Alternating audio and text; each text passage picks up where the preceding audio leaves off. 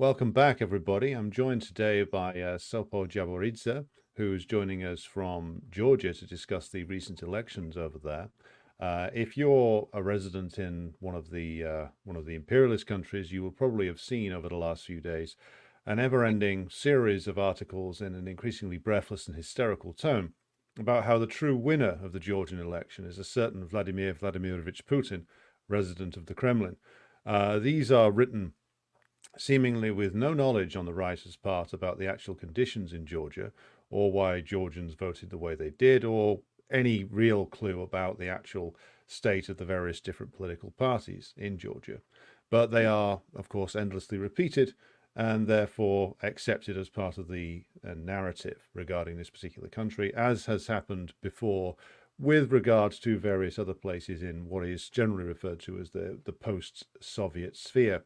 So I'm delighted today that Sopo, you can join us to discuss this as somebody who is, of course, born in Georgia, but grew up partially in the West as well. So very much with a knowledge of both areas. So thank you for joining me today.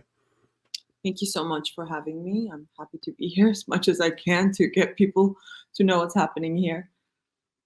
Yes, well, I wanted to have you on because if you only read, say, The Guardian or the Daily Telegraph, or only watched the BBC in Britain, then you would believe that Putin himself had stood in the Georgian election and had somehow won.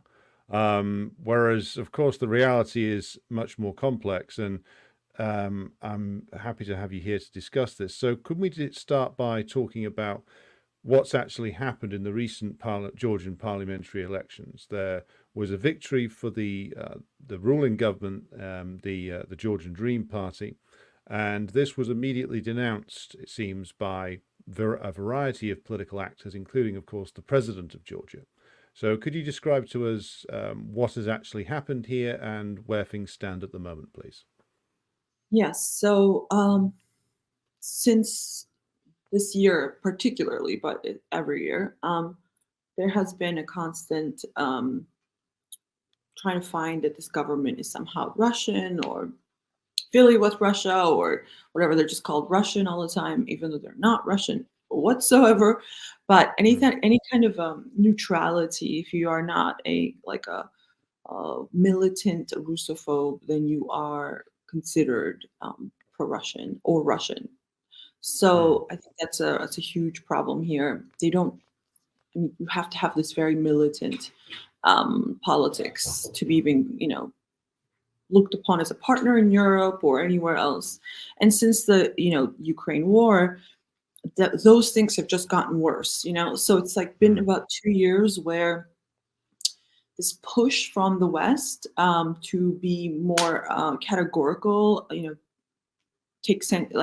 sanction Russia alongside EU and US and so on.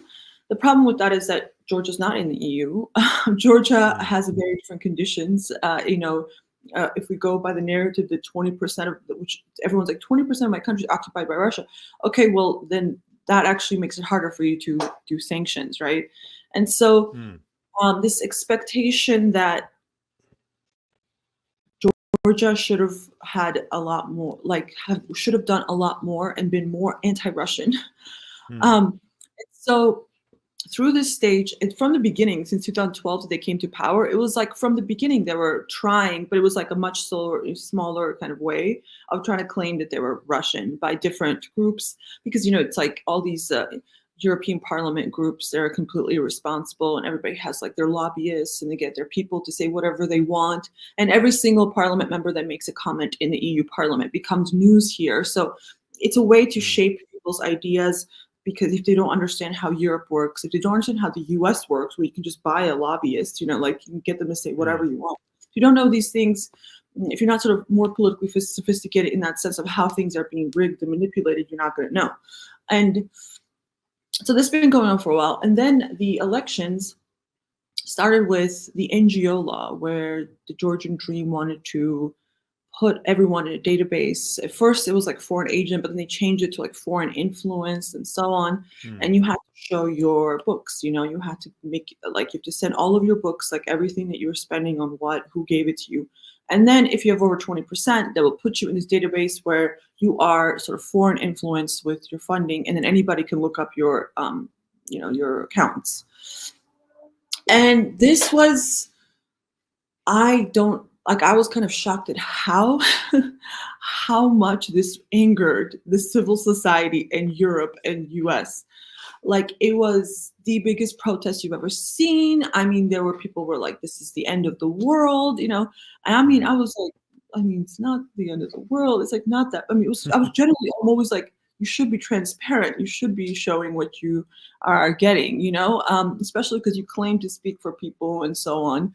We should have access. Like, I think transparency is great. I just would have put in businesses and lobbyists and sort of made it more, comprehensive. But they were like, no, categorically no. It was like letter after letter, statement after statement from the EU officials condemning Georgia and US and so on. And then going on with sanctioning, taking away visas, like the onslaught the last 6 to 9 months from the West has been crazy. Because this isn't like Venezuela. Like, we are a pro-West government, like this is a pro-West country. So to be punished to this level, interfered with, was shocking. And then because of this, the elections, the way the opposition, who's tied with Europe and the US, and have a certain version of what that means to be European, they put up this this idea that this was an election over Europe or Russia. Now, most of us don't agree with that, and Georgian Dream supporters and other people also didn't agree with that, because Georgian Dream put it as war and peace. So their messaging was, do you want war or do you want peace? And they kept trying to claim it was between Russia and Europe. And so who won, at the end, was Georgian Dream with war and peace. And they were like shocked by this, because they're like, well, why would people not vote for Europe? Like, this is like a no-brainer. Europe is the best. And again, they don't even yield that maybe their messaging, the way they saw the world, was not how other people saw the world.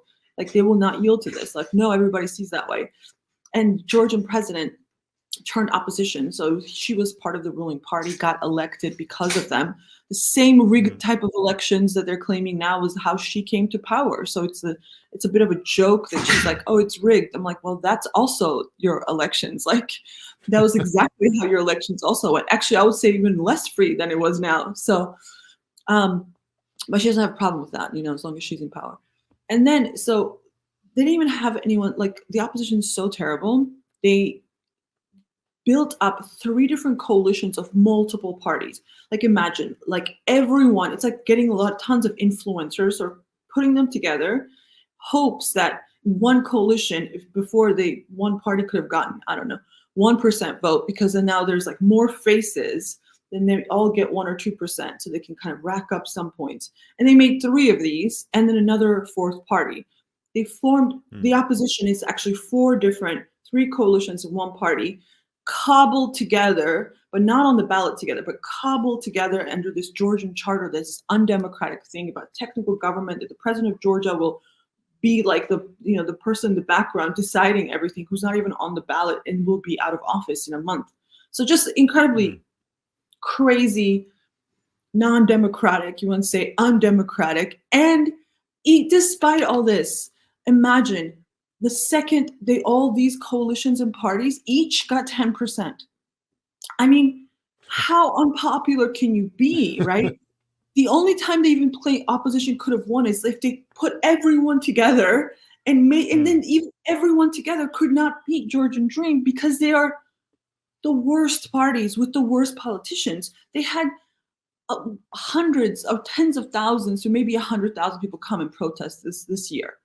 Yet every single politician that you came up with was already an established, shitty politician nobody wanted. Like, they couldn't find any new faces. They kept saying, the youth will save us. They couldn't get any youth out there. And so these protests just energized and brought back to life dead politicians. They should have never even been. And so that gave them this energy. And somehow they really were delusional, despite the fact that everybody was like, oh, I know you don't like, I mean, this was like the messaging. I know you don't really like the opposition. You don't like what they stand for. And you may not like these people, but they're pro-Europe, or it's like we have authoritarian dictatorship, Russian, or pro-Europe. And even with that level, they still were like, didn't win. And so they expected Georgian Dream to pull over something between like 44 to 48% or something like that. And they still thought they were going to win. And they're like, so there's no exit polls that are not biased. Every exit poll is like attached to party or, so the opposition had 2 exit polls they did. And then Georgian Dream had their own exit poll. Georgian Dream's exit poll were much closer and they were consistently closer. I mean, exit polls before the elections was showing Georgian Dream at 30%, which is ridiculous. Then they showed during the exit poll that was already 41%. So even then they were just like very off. It's because they're so heavily biased, right? Because they hate Georgian Dream so much. And I do believe it's because also whoever talks to the exit polls, and it's usually people not going to talk to them because they don't like them because they come from these government channels, But anyways, I don't know the ins and outs of every single exit poll and how they do them, but just to show that mostly they're not very good, and heavily biased. But they ran. So when the exit poll showed up and they had all of the opposition together, if they could have even maintained power, like maintained cohesion after they won, was not even clear, right? But okay, we pretend they're the opposition, that they somehow will work together. Okay, they claimed they won. And they were like celebrating, and Salim Zopishvili, the Georgian president, came out and said, I'm just so thankful for Georgian democracy and Europeanity. What's exactly. That? It's so silly. I can't, I don't understand how this woman even came to power ever. Well, she's so like unsophisticated politically and just in every way that I'm just amazed. If she wasn't French and like had contacts with others like famous like kind of people and leaders, like she would be nothing, And so so then the votes started coming in, and all of a sudden opposition went quiet, like no more updates. They stopped. These NGOs and stuff and these other groups that were counting along stopped counting because they didn't want to show that the Georgian Dream was winning. And all of a sudden 54%, back then it was like 51 or whatever, and slowly it was like 54% won by Georgian Dream, mostly in the regions.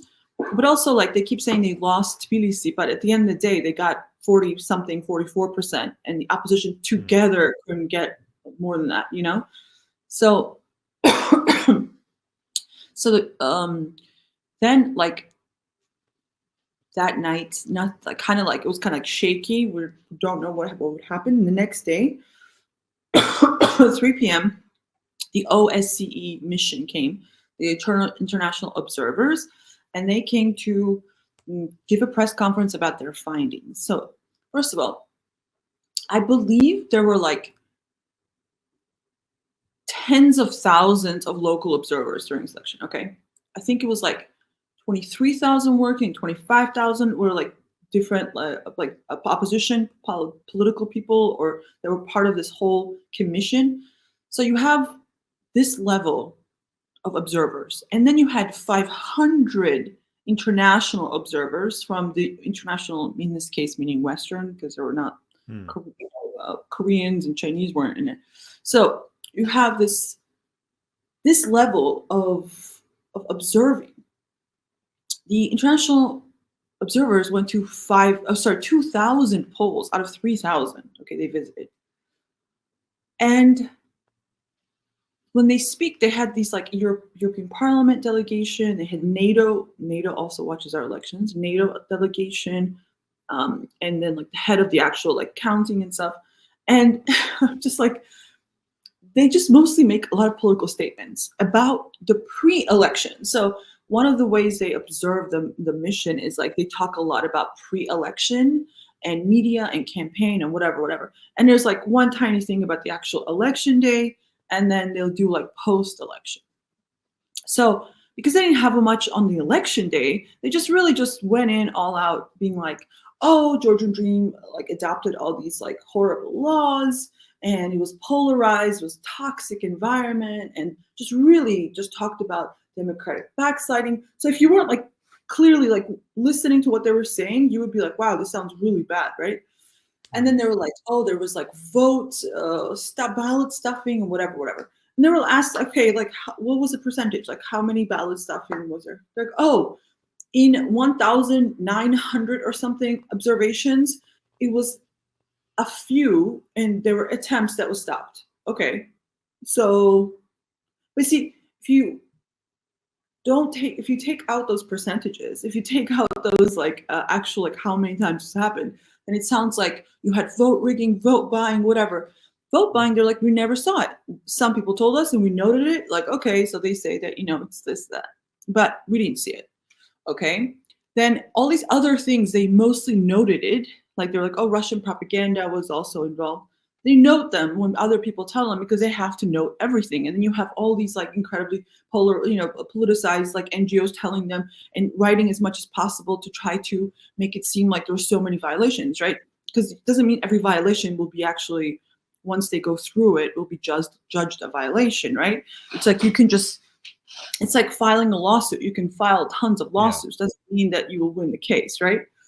So while this was happening, they pretty much were like, well, we can't really say if it's rigged or not. People were like, is it rigged? Is it rigged? And they were like, well, we can't say that because like it's not black and white. We can only say some things were better, some things were worse, administered well, whatever. But like they clearly wanted to say it was rigged because they don't like Georgian Dream, but they didn't have the evidence, so they couldn't say it, right? So even they're like, that's not part of our mission. But it was like clearly they could have been more clear. But they kept it specifically to try to please the opposition and their European masters, and because some of them were actually the most vitriolic against Georgian Dream, they still didn't have enough proof to say it was rigged. So they kind of were like, well, there's signs, whatever. So this gave room to the opposition to maybe construct a case that this was rigged. So it later on that night, Selim Zurabishvili, the president of Georgia, came out, and I was like shocked because like nothing I'd heard all day was even close. It was like one video, like 3 different fights outside that were stopped, a handful of ballots stopped, like nothing really. And she comes out and she says, this election was totally rigged. This is a Russian takeover. I mean, just crazy language, like it was like shocking because I'm like, there's nothing to show for this. And she constantly calls like whatever she doesn't like she thought the propaganda that Georgian Dream used against war and peace was Russian. And then she said, oh, Soviet too.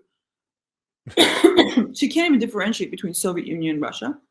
She can't even differentiate between Soviet propaganda and Russian propaganda.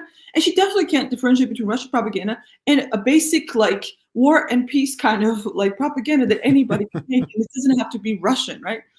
But anyway, every speech she gives is like anti-Soviet Union. It's like, oh, Soviet Union this, Soviet Union that. It's like she's obsessed at this point. Like she comes from Cold Warrior mentality. Her family had to flee communism because they were in power, and she comes from like nobles and so on. So she's like she's like the worst, like worst. There's no one more bitter than an ex-aristocrat. Exactly, that's exactly it. And the way she talks, like she's very, everybody constantly comments that she's very like uppity kind of snob.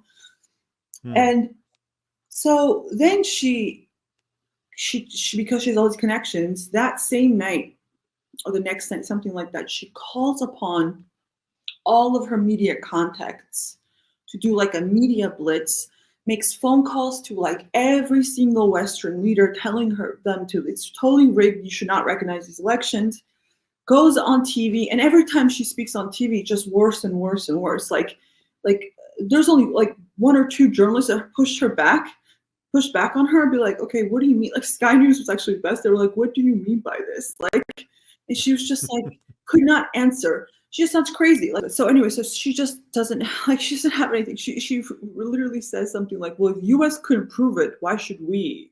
Like, okay, because there was no Russian. Yeah, I think she said in the interview I saw with Sky News that the US couldn't prove that the Russians intervened to get Trump elected or something, but that doesn't mean it didn't happen, which is literally faith-based reality. That's like Karl Yes. Rove stuff from 20 years ago. Yes. She literally said,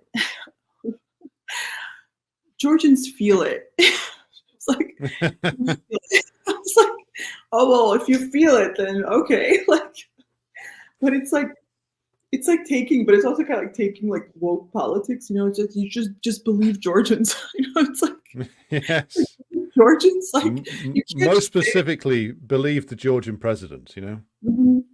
Right. It's like most Georgians don't agree with you. She's continuously talking with the entire country. Like she represents the entire country. She just does not. She doesn't. She represents urban middle class people. That's who she represents. That's it. And so then so this she doesn't even have like any proof. You just kind of, you know, you can say things like ballot stuffing, vote buying. This is just like stereotypical. Like on any election, you can say the same thing, and then like it will work, you know, somehow. And then every single media just started, you know, pulling the same kind of thing. And then she just posted some random guy on Twitter, who thinks he's like does statistics or something. Was like, I calculated all of the elections and there's anomaly, something called the Russian tail, and like puts up all these graphs so, like nobody can actually read, but like everyone's pretending they understand it fully. And so there's this thing that apparently Russian tail, my friend was telling me that the Russian opposition's obsessed with. Like they do this, like there's certain like normal distribution that they believe is like normal to elections. And then if you have like at the end, that means that ballots were like en masse like stuffed, and that's why you have a spike all of a sudden because it happens very quickly and whatever. And this would work if, first of all, your premise was correct, and second, if this was Russia. Again, like comparing us to Russia, Belarus is like crazy because we have free elections here. Like we have 9 candidates this time. We have sometimes 25 candidates.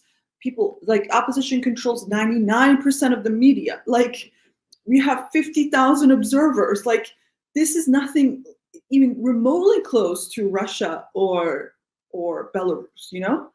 Like everything is very like from detail to detail monitored. And all the opposition was saying the same thing right before the elections. Oh, there's no way to rig elections here because we are taking track of, you know, everything. We have safety mechanisms and you can't rig it. So you have these kinds of statements before the election. And then all of a sudden, how do you go from trust the elections, there's no way to rig them, to then 2 minutes later being like, oh, it's totally rigged, totally rigged. You know, again, the word was everything was false. Because you didn't win. Basically. Yeah, because winning 300,000, no way that, well, the whole premise is Georgian Dream could have not increased their voting. So they believe that because Georgian Dream is in power, they've gone down a little bit, right? So to have a spike up, something must have happened. And I'm just like, yeah, it's called 2020 to 2024, probably the most radical time from pandemic to war. You know, it's like there's been so much that happened that I can see. And Georgian Dream changed. They're no longer the same party they were in 2019. They're much more sort of taking on more conservative values. They actually made laws that people liked, maybe not so much liked, like didn't have too much whatever to their own lives, but they punished some people. They like that, you know. Georgians wanted Georgian Dream to be tougher on people. Like they wanted more of this. They wanted to outlaw LGBT propaganda. They wanted to sort of punish all these middle class people who were getting all this Western money that they weren't getting. You know, like there's all this like resentment towards urban elites who mock them. So they did want some of these laws, and they do want it. Like when Bidzina was saying, well, we're going to ban this one opposition group, the previous government, because they are national security threat, and they are whatever. People like that because they hate the former government. So while the West was alarmed and they were like, "This is crazy. We're now like entering authoritarian, whatever," the people were like, "This is great. Like, go more, go, full on punish, punish, punish." And so on top of that, we really don't want a war. Like, it's the right before the elections. I'm sorry.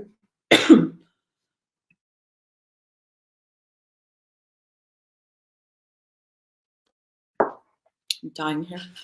So right before elections, I was talking to workers, I was talking to our members, I was talking to a lot of cab drivers because to just get a feel doesn't mean that they're like they don't know everything. But it's really interesting because knowing the polarized environment, most people like maybe don't want to say who they're voting for or whatever. So I kind of like wanted to feel out like how comfortable they were about talking. And almost all of them were just like, we hate everyone. We really hate the opposition. They're like, we hate Georgian Dream, but we really hate the opposition. Like everybody was like on this kind of similar talking point. Like, yeah, the government hasn't done shit for us in the way we wanted, but the opposition is horrible. And so, and they wanted to give vote. Some of them wanted to give vote to this kind of clownish guy that like, he's sort of like throwaway vote. And this one guy was like, I don't like any of the political parties, but he said, "There's one thing I trust Georgian Dream in. They really don't want war, and there's no war will start here if they're in power." And I realized like that was really working. Like there's maybe not a lot of trust with Georgian Dream or any government because they, governments screw people over. But there seems to be that everyone genuinely believes that Georgian Dream really wants peace. Like that's one thing they trust the government on. And this idea that somehow why didn't everyone just go and be for the European future and not for Russia? And it's like this European future has been dangling for 30 years. That hasn't brought much to them. So why would somebody choose an ambiguous future over the fear that war could start, where this little they have accrued will be gone, right? So people generally act out of fear more than they act out of desire. Like that's a really important thing. Is like to make sure like the fear has to be always sort of less than the desire for people to choose desire, And so they chose to keep what they have instead of throwing it away to some kind of crazy people that could put them, put them in a war situation. And they saw what happens to Ukraine. I mean, Ukraine is the best example. It's like I was listening to this guy yesterday, and he was like, the opposition thinks that Russia is losing. Like, I think this is the problem here. This is where the fundamental issue. They actually think that Ukraine is winning. And they think that Russia will be defeated soon. So they're like, we need to get with EU and the West because Russia will be done for soon. It's like they have a really hard time dealing with reality. It's like they're all around each other, talking, and they think, oh, Ukraine is winning. It's like, I don't think you understand what's happening. They're like stuck. To me, it's actually the opposite. They kept saying like, oh, it's like we're going to the European future, not back to Russia. But I look at it the other way. Like they want to pull us back into a world that doesn't exist anymore between like, Russia and the West. And actually, Georgian Dream is the future, where they're saying, actually, they're China now, there's Turkey, there are all these regional players. We don't have to be anybody's bitch anymore, Well, it strikes me that to draw on what you were saying there, the opposition in Georgia seems to live in 1996 perpetually, because we obviously have left the European Union now, but even when we were in it, up to 2019, really 2020, like the decline of the European Union was clear to anybody who cared to observe it, in terms of the structural problems, in terms of the fact that its integration project was just simply not working and could not work. You can't unite all these disparate countries, imperialist powers, non-imperialist countries, peripheral countries with very small economies and gigantic economies like the German one, inside a single currency, inside a single European set of political institutions. That's a crazy, I'd say, utopian vision. And I've known people who worked in the EU bureaucracy, and some of them are crazy utopians. But I can see what you mean, which is that when you speak to people like that, the outside world doesn't intrude. Because, to use the example of the guy I knew, he went from his office in Brussels to central London on the Eurostar, and only ever spoke to people at both ends. Never went outside of that. He never even went into like the regions of Britain, you know, but they never consider that wider picture at all, that things might be going wrong, that the Eurozone debt crisis might be this bomb that is going to go off at some point, that the whole project is fundamentally holed below the waterline. But it strikes me that the Georgian, let's just say, the pro-EU people have absorbed all of those worst habits, combined with a total lack of critical thinking. It doesn't matter like whether one has the opinion that Putin is the devil or not.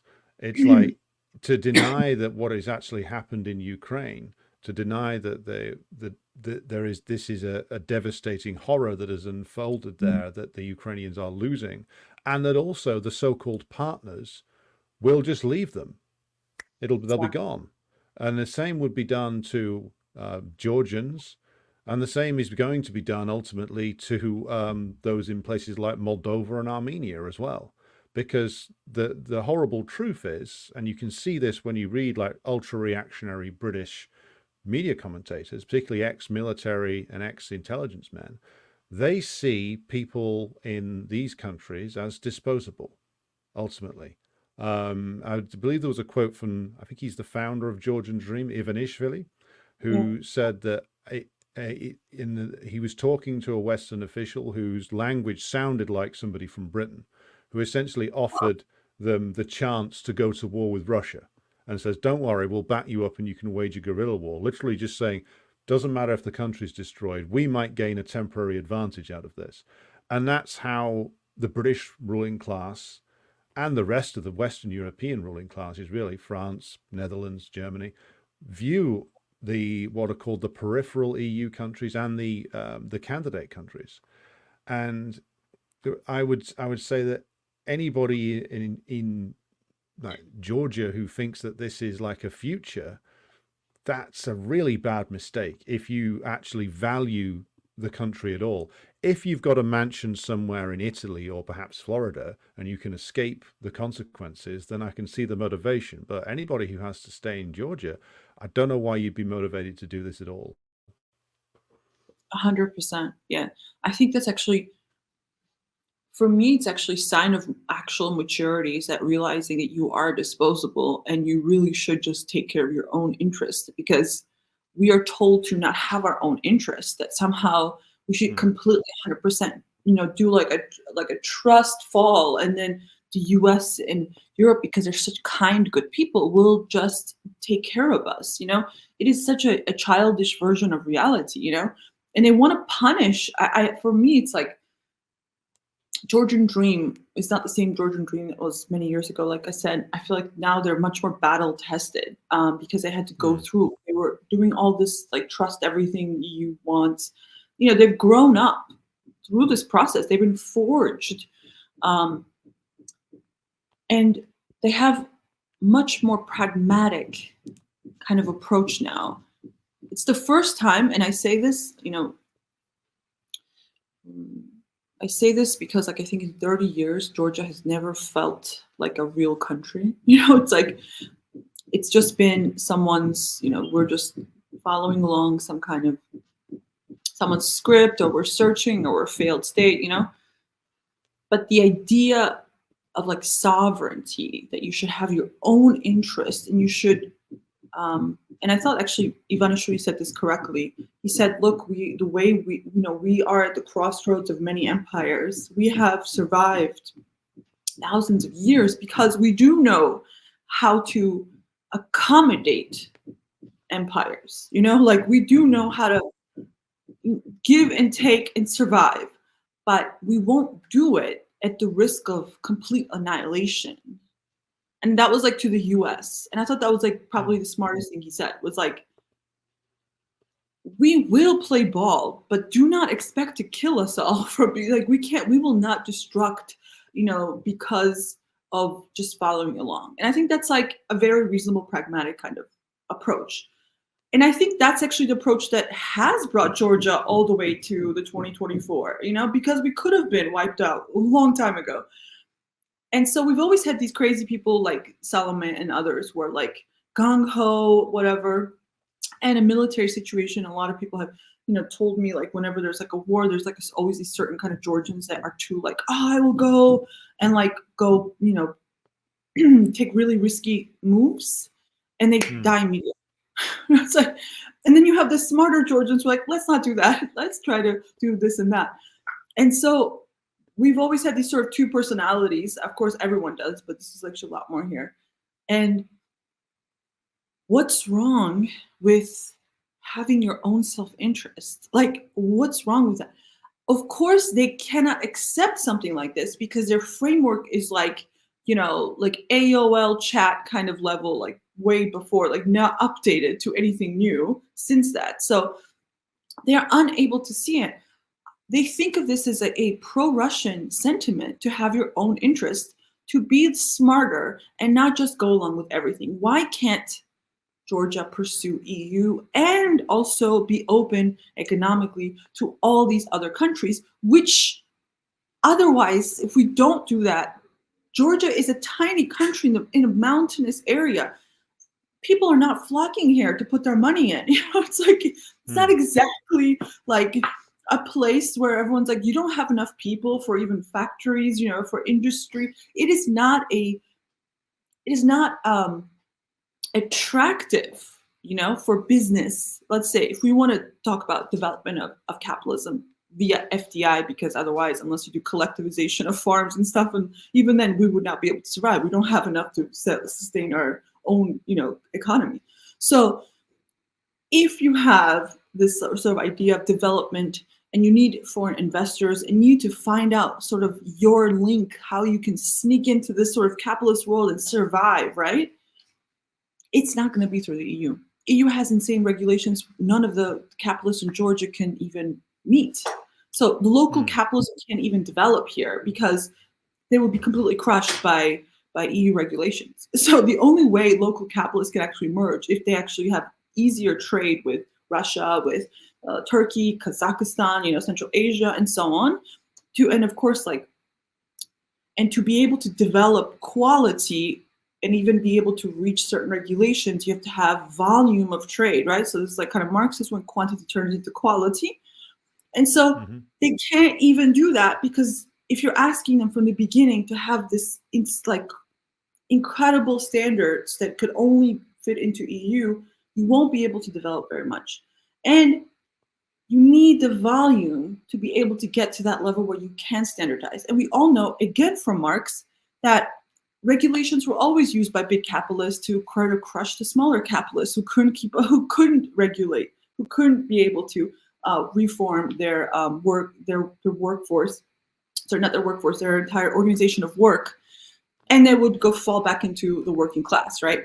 Like, so this is great. I also believe we should have, environmental standards and all these things, but like at the same time, if we're in a capitalist world where we don't have socialism, there's not in the horizon right now, and you have to survive in this way, you will not be able to with EU, with the kind of the trade restrictions and the kind of standards that are possible. So of course, Georgian Dream is like, let me try to figure out how I can take advantage of also China being the sort of the biggest player, sort of the person behind everything. It's not even pro-Russia, they're pro-China.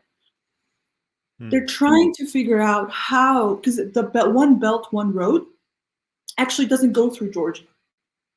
Yes. So Georgia's been trying to figure out how to take advantage of this position somehow close to it to be able to be part of the one road, one belt, one road. And so they're trying to build a deep sea port where China's consortium would like own it, and they could like have shipping through Georgia. So logistics and Georgians using the sanctions, all these Western countries evading Russian sanctions, being using Georgia so they can pay transit fees, they can have some kind of industry here, and that's been creating some jobs and so on and so on. So that's actually another thing they've been trying to do. Sure, none of these things are long-term fixes. I think it's of course like problem, in a lot of ways. And if we're, Marxists, yeah, sure, we don't care, like this kind of development model is just terrible in the beginning, from beginning to end. But as far as like a capitalist bourgeois sort of government, it's attempting in every possible way, because when they keep saying like, come here, we'll give you all these advantages, all these tax breaks, just bring your investment here. We've only attracted some horrible call center predators who like rip off like British people or something. Like we haven't attracted any kind of wonderful investments. It's been like all these predatory investors who use all these government advantages. And personally, I have defended many people who have been left by these same companies that haven't been paid, and they just take off and leave the country. So like these are the kinds of businesses we've been attracting. It's terrible. It's like terrible. And so to create a more stable, economic environment, really, Georgian Dream is pragmatic. They don't have a very ideological orientation, I don't think. They're just a businessman. They're all businessmen. They're just like, hey, we should just work with everybody and try to grow this. Like they're not like, we must be this way. They have changed their politics. They were more liberal. Now they're conservative, anti-gay. Like they're trying everything here just to keep a certain kind of pro-business attitude. And with their Christian church now, and sort of added this kind of conservatism to it. And it's unfortunate, but there's no leftist forces at all in Georgia. So the only thing you have that actually thinks in a more state sovereign kind of way, and not just sort of tied to ideologically to the West, are conservatives. So we are nowhere to be found. Personally, the left doesn't exist on the liberal sides. It doesn't exist on the conservative side. But I'll say this: when supposedly there were more socialists, Georgian Dream, 8 years ago, they didn't do anything for workers. Now that they're conservative, they've done more. So I mean. Actually, it's very difficult, but like this is what we're working with, like, and if do you want to do you want to empower the opposition? Is just like crazy rabid anti-communists who are hell bent on this kind of European supremacy, and they want to destroy. They have been taking another attack on everything communist in Georgia and destroying it. Our symbolism is banned. Communism is banned here. And so like this has been another wage. Russophobes, they go around harassing Russians. It's just like a sick kind of weird ethno-chauvinist politics. Like they also do these trials of people. Like, how dare you use a app that's like a Russian owned? How dare you do this? It's like constant lynchings of people. These like sort of verbal lynchings of people, why would you want that? Like, I don't want that kind of ideological, sort of crazy people in government. Like, that's not going to be good for any of us. Like, we want somebody who is not ideological, who is like pragmatic, business, because then you actually can do something instead of fighting with this sort of zealots, like these fanatics that are the opposition. Well, you had a pretty fundamentalist character in the form of former President Saakashvili, who was very much a protege of the United States, and was apparently willing to essentially turn the country over to the United States and do whatever he thought they wanted, only to find himself hung out to dry ultimately when he tried to deliver what he thought he'd been put in place to do, which was the 2008 war. And strangely, your opposition didn't learn that lesson, which is that ultimately the imperialist powers will just leave you when it's no longer convenient. If it gets too hot, you'll be left behind, and you can trying to meet their demands. If you look at what the so-called liberals in Ukraine did which is essentially destroy the country, cause a civil war, destroy the country, then get entangled in a war which they are now facing abandonment in. So it's strange that like so many people in Georgia saw all of this, but apparently thought, that's great, we'll do it again. It's like a very strange mentality to see all this unfold and then to want to go down that same road. Absolutely, because they refuse to believe that. I mean, Mm, even if you, again, like, so I've been watching Zelensky like lose his shit like last couple of days. Like he's so angry. He's really worried about Trump winning. You know, like mm, it's very obvious. Like they even said the Tomahawk missiles he requested was leaked by the White House to the press to stop. I mean, I was like, God, this is terrible. You know, like he's like mm, clearly very worried about himself as well because he will be, you know, sort of taken out very easily. Yesterday's heroes are, you know, tomorrow's discarded people. And it's like if you don't study, and again, this is a problem because they believe the West is good no matter what. So the West makes mistakes, but they're ultimately good people, right? Sort of like they think no matter what Russia does, they're always evil. You know, it's like they have a very binary kind of worldview. So if you study history and if you understand the West, you see how they've screwed over their partners all the time. mm, But they do not study the West. The way they talk about the West is like in this, they haven't gotten out of 1991, 1992 mentality of this triumphant West, you know, freedom, the end of history. They have not been able to come to terms that that doesn't exist and it has just been a shit show and, you know, destruction of entire Middle East, you know, like US with, you know, even like Saddam Hussein was like their guy. And I remember this once being taught that before Saddam invaded Kuwait, he thought he had an agreement from the US. Like, and then when he invaded, they were like, no, no, no, that's, you can't do that. And he was confused because he was given like a green light and then he invaded.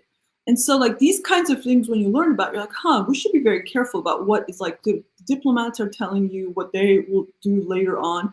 And looking at also Saakashvili, is like, clearly this man in 2008 believed that the West was with him.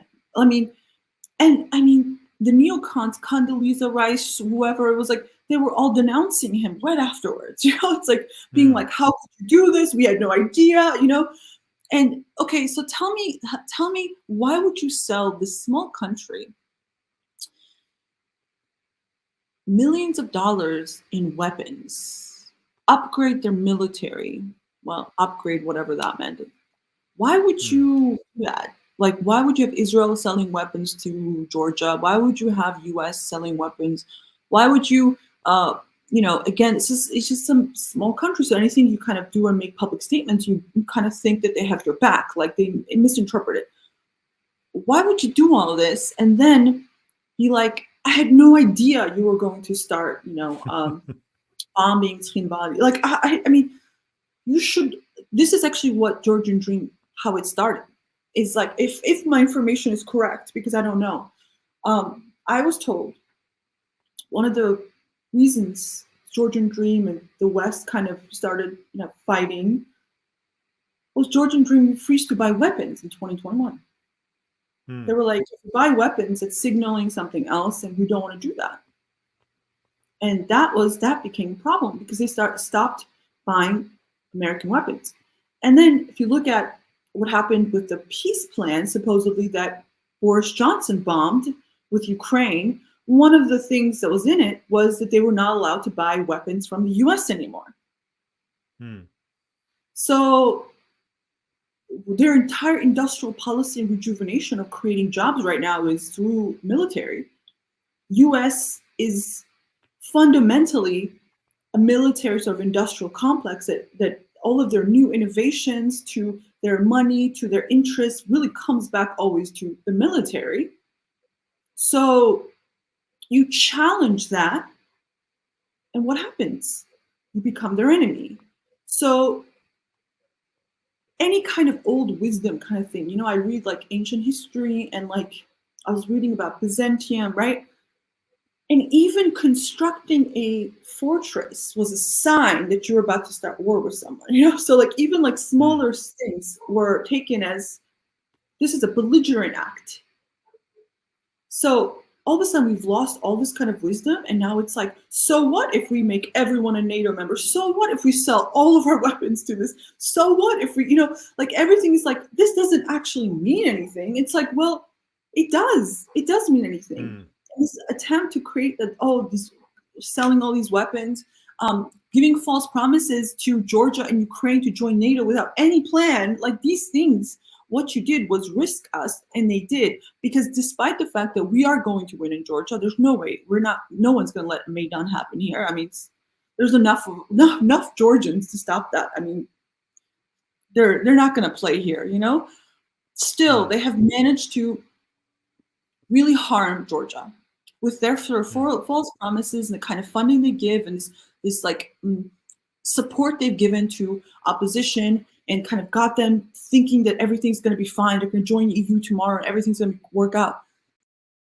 False kind of reality they have painted has an effect. Like there is like generational war now. People hate each other. Like they have brought in so much hostility in our country, like so much hostility.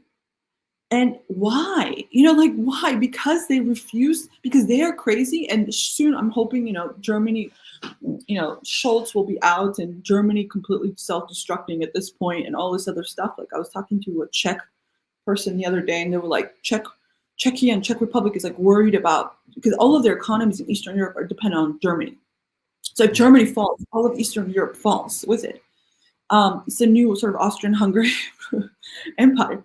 And so if Germany doesn't reverse course, because the whole thing was about breaking the relationship with Germany and Russia, right? The economy will self-destruct in all of Eastern Europe. I mean, it will be a complete shit show. Like that's something that they're very afraid of. And so everybody's starting to slowly become like, oh wait, we should have peace and we should stop doing these crazy things, because and apparently German industrialists are even funding the far right in Germany to get them to stop to come into power. Of course, nobody's funding the Mm. left anymore, because the left is shown to be crazy and follow the liberals in every single country. Completely don't have any independent politics. They just like lump themselves and try to be even crazier liberals than the liberals. So they're funding the far right to try to get Germany to change course, because they're self-destructing. Mm. Well, the point about how the imperialists view the countries on the periphery, shall we say, is that I think since the early 90s, since the counter-revolution that destroyed the Soviet Union, they have viewed themselves as the exclusive.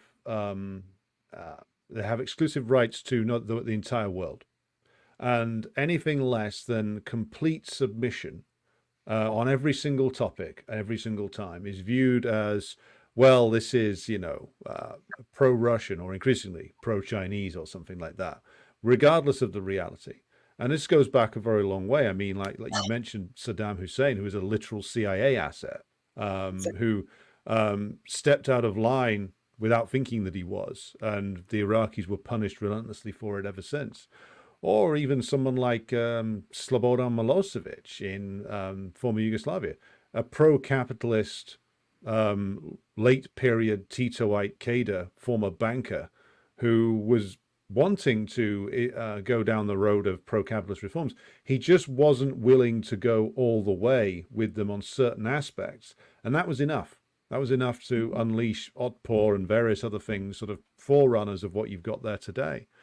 And now, same with somebody like, even inside the EU, like Viktor Orban, who's a reactionary and a pro-capitalist, but he's just not quite willing to go all the way with like the craziest plans of US imperialism and, the German-led European bureaucracy. And so therefore, this guy who was a key ally of theirs all the way through like the Cold War in the 90s, in late period Cold War in the 90s, is now apparently the devil. And now we get same thing with Georgian Dream. It doesn't matter how pro-capitalist even Ishvili and the others are, it's that they're not willing to completely subordinate Georgia in every respect to the demands of the US and the collective EU, and therefore that's dangerous and has to be destroyed. And I think the positive thing, if we can draw a discussion to a conclusion on a positive note, is that if multipolarity means anything or means anything positive, and we're talking about this from a Marxist point of view, it's that this sort of rigid system of total domination and submission, if that gets broken down, then, and there is the ability for at least some free development of the smaller nations, then you can actually see a free working class movement emerge again in these countries that isn't just dominated by NGOs that are, supplied by Britain, the United States, and the EU, and run by the old AFL-CIA, the American Union Federation and Intelligence Assets. So I think that if multipolarity is to mean anything, it means that nations like Georgia can move into a new period where the working class has a chance to emerge as an independent political force again, rather than just be stuck on as an appendage of the liberals or the other side. But what are your thoughts on that? Yeah, I think you summed it up brilliantly. That's exactly how I see it. Again, they're like, why do you want a multipolar world? That means the end of democracy and authoritarianism and so on. Well, first of all, the beautiful thing about China is they don't force you to have any kind of government that they have, right? They don't come in and say, you have to have our government and you have to have our values, right? And that actually gives breathing room to countries to actually think and experiment in what they want. Well, as much as it's allowed, right? Because there's still dominant interests of capitalism. So really, it's just about breathing room. We don't have breathing room. 30 years of US domination has shown that it's worse than when Soviet Union existed, right? Soviet Union existed, they're able to create, and it doesn't mean that everyone got Soviet systems. Like there was a great book, we had an interview on our podcast, Reimagining Soviet Georgia, about how Soviet Union made possible for all these socialist experiments all over the world, So it didn't have to be Soviet Union. Of course, Soviet Union is no longer here, and China is not even close to what Soviet Union's legacy was, and ability and interventionism. China doesn't really intervene. So we have something like 30 years after that, and you are forced to be the only boss in town is the US. You have to play by their rules. And like you said, you have to go all the way with them about everything, or they can declare you an enemy and then take you over and destroy you or kill you. I mean, we've seen so many assassinations of political leaders. So no one has been able to stand up to them. And Thatcher said there is no alternative. In reality, it was also economic and political. There's been no alternative. And then all of a sudden you have quietly China getting power. Now Russia with this war has become more powerful. Like their industry has, has gone up. Like they're doing better than they've ever done. So you have Russia now coming back, because they were a failed state for like 30 years. You have China, you have Turkey, you have some Gulf states like more developed. Of course, the Middle East is just terrible. So you have an option now. So if you only get before American capital, now you have option to get other capital, and it gives you space to decide what you want and not be forced to submit to what, say, an American capitalist doesn't expect just a business deal from you. They want to you also have to have their politics on everything, You have to do what they say. You have to follow all their wars on terrorism. You have to follow all their wars against Russia. And that is freedom at this point, right? Hopefully freedom is more in the future, but something has to happen to be able to move to a better, like you said, a next stage for independent working class interest to be able to be articulated. For working class has to also exist. So if you have a predatory state with not a lot of factories, business, and you only kind of have this like couriers and stuff as your entire working class, those are fairly unstable. Like Those are Mm. like, they're not the best working class to have, because all the couriers are often doing opposition rallies and stuff because they think of themselves as individual, like, businesses. Small businessmen. Exactly. So the Mm. kinds of working class that's being created with this kind of predatory type of capitalism that's coming from the West is actually not, the consciousness there isn't really pro working class. It's very much pro libertarian, pro individual sort of business type of consciousness. So they're not even helpful in any of the sort of project of communism, not yet. They can play a subsidiary role, but they cannot play the central role. And one of the things my friend said, actually, when we interviewed him about Ukraine, which I thought was really interesting, he said that Ukraine on purpose destroyed large factories because those workers there had positive ideas about the Soviet Union and had working class Mm. consciousness. So to destroy their working class consciousness, they destroyed their workplace. And I Well, was like, that's what they oh, did here. right, exactly. Mm. And so same thing, like we actually, I mean, our stuff was done 90s, like they sold everything, they destroyed it. So the working class consciousness you have are these very small pockets. And they're not, and it really is a huge difference between sort of urban, like, couriers and like grocery store workers and say like more traditional workforce. And then with this, if you don't have ability to build a better, mm, to even have the production that will create the working class that you kind of need to be your sort of agents of socialist revolution, if you don't Mm. have that, I mean, it's very difficult to have it. I just don't believe that, queer, feminist, whatever, this kind of woke alliance is like the future of communism. It's just not. I mean, these are not stable elements. These No. are middle class elements they can play a role, but they should not be the central role. So it's like becomes like, well, do you think like just because Georgian Dream took on anti-LGBT propaganda law, which is quite weak actually, the laws, that somehow is enough to completely erase them and to go back to the West on this? And it's just like, that's just crazy. No, like Mm. they got with gender quotas. Yeah, I also think gender quotas. You should have been in parliament. I agree with gender quotas, but I will not risk an entire ability to be able to get away from just having this just Western imperialists determine Georgia's future because of gender quotas and anti-LGBT. That's just not enough. But somehow we are told, because Western socialists who believe that this is the end and the beginning, the alpha and the omega of any socialist politics, somehow we should cut off all our ties and be like, this is a reactionary force. And I'm sorry, that's just not true. Like, this is a different element happening now. We cannot just dismiss entire ability that, like, in short term it sucks, but long term actually it's better, right? Because right now almost all the LGBTs that pushed on is from the U.S. embassy and from this like a very hyper politicized version of it, hyper politicized in the capitalist, pro-capitalist, pro-Western imperialist version of it. And the counter to that is also coming from the pro-Western, Western imperialist parts of the conservative movement.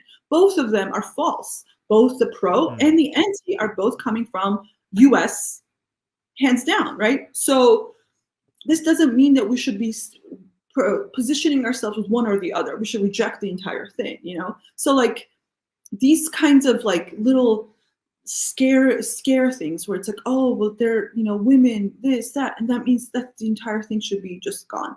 Again, if you believe, and as I do, working class people are the most important parts because they can stop production, because they have power, because their consciousness is generally more advanced and they look for their own interests. And if you don't align with them, but you align with urban middle class folks, then Mm. I'm sorry, it's just to me not a communist like revolution or socialist revolution. It's like some kind of a left liberal kind of alliance, which is happening all over Europe. That's like mostly what it is. Well, I mean, the entirety of the European left, especially the Western European left, lives in a fantasy world which has been created in our country, by the historic defeat of the industrial working class, mass deindustrialization, which in reality in Britain has been going on a very long time, as Lenin observed all the way back in 1916. Deindustrialization in imperialist countries starts very early. It just, because Britain was so far out ahead, it took us a long time to reach the point where it became very noticeable what was happening. But the left as it exists today is a left of the urban petty bourgeois. It's not a left of the working. It's not something which has a organic connection to the working class anymore. It hasn't had it for a long, long time. And so what you end up with now is basically in Western Europe, various different versions, modernized versions of all the different negative forms of socialism that Marx was critiquing in the Communist Manifesto in 1848. You have your bourgeois socialists who are attached to the NGO world, basically. You have your various so-called true socialists who are now thinking that conservative social democracy with, British characteristics is the way to go. You have reactionary socialists of very different descriptions, none of which is proletarian socialism at all, and none of which have the most crucial thing, which I think you were just referring to, which is an understanding of the historic role of the proletariat, and an understanding that the proletariat isn't just a suffering mass that needs a welfare state. The proletariat is the future ruling class. And that is the mission of the communists, is to bring that about, or to aid the bringing of that about. Everybody's lost sight of that. And I can't blame people necessarily, because a lot of us, who were born since the late 70s, have only ever known political defeats. But the crime isn't making the mistake. The crime is not learning from it. And so many refuse to learn from it and just cling on to, like politics of the 1990s and the early 2000s. But that is our problem. And unfortunately, because of the cultural influence of Britain, it becomes other nations' problems as well, because too many leftists in places like Georgia and elsewhere still look at Britain and the West as somehow representing a developed left. We're not. This is a left that got defeated a long time ago. What survives now is essentially like a zombie of the past, and we need to move beyond it as much as everybody else needs to. But I think this is a good point to draw a discussion to a close, Sopo. It's been a really interesting discussion today, and I thank you for your time. I wondered if you wanted to just conclude by, you briefly mentioned your podcast, Reimagining Soviet Georgia, which I've listened to a couple of very interesting episodes of. But I wanted to invite you to just bring our discussion to a conclusion by just mentioning that, and also mentioning where people can find that as well. Yeah, thank you so much. It's been also great to be here with you. Our podcast is everywhere, like whatever, Spotify, Apple, all the platforms have it. Reimagining Soviet Georgia. I'm really proud of our podcast, and I love it because it's been one of my favorite projects. Being able to, learn about Soviet Georgia, Soviet Union, and being able to reimagine it and not be forced into this anti-communism that's been dominant. We're actually very generous. To our guests, like not everybody agrees with us, but we give them a platform anyway to get certain ideas and see what they think about things, but generally has a much more pro-Soviet Georgia slant. But because we want to have a broader discussion, we do invite sometimes people who don't agree with us. And sometimes we do regret that. But so I think you can also find me, Twitter and my poorly performing Substack, and other things.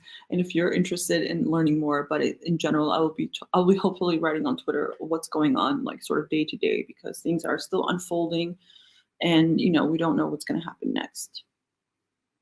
All right. Well, Sopo Japaridze, for coming to us from Georgia, thank you for your time today, and we extend an invitation to have you back on in the future, perhaps to talk about your podcast and the Soviet history in Georgia, because it's a very underexplored area. Thank you. It's amazing, actually. Thank you.